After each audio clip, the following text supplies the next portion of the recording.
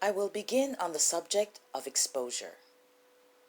These are 3 images that have been exposed at different times. This is image A, B, and C. In image A, we can see that the shadows are quite blocked up. This image was exposed for 3.5 minutes, an exposure that was way too long. Here in image B, we can see that the shadows have slightly opened up a little bit, but still not enough. This print was exposed for 2.5 minutes. And image C. Here we can see that image C has full detail and is well exposed. This image was exposed for 1 minute and 45 seconds.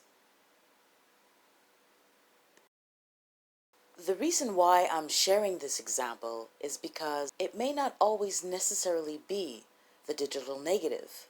It can sometimes simply be a matter of finding the right exposure that will balance the digital negative and cyanotype formula.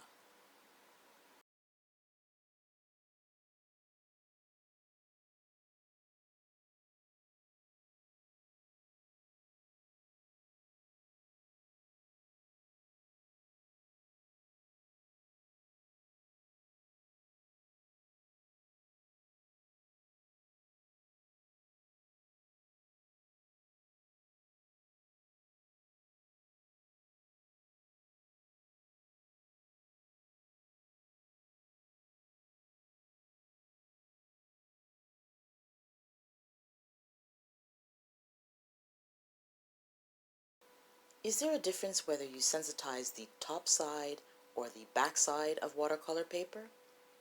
Let's have a look at an example.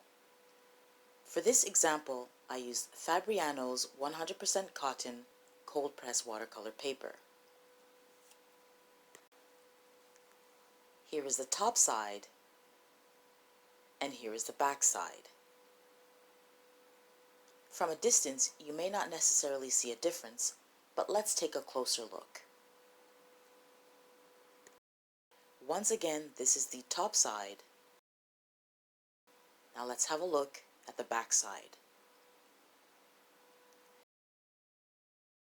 We can clearly see that there is a difference.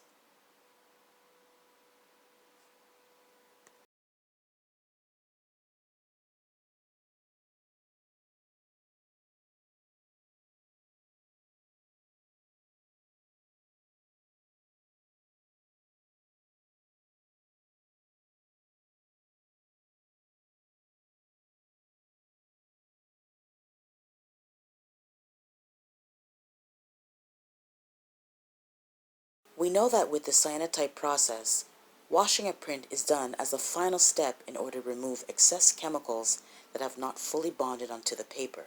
And even though we know this, there is such a thing as overwashing a cyanotype print. This is the print that I will be using for this demonstration. This print has been well exposed and washed just enough to remove the excess chemicals. Here is the same print in a smaller cut that I purposely overwashed.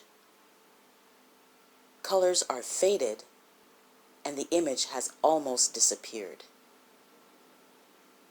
Depending on the size of your print, washing times will differ.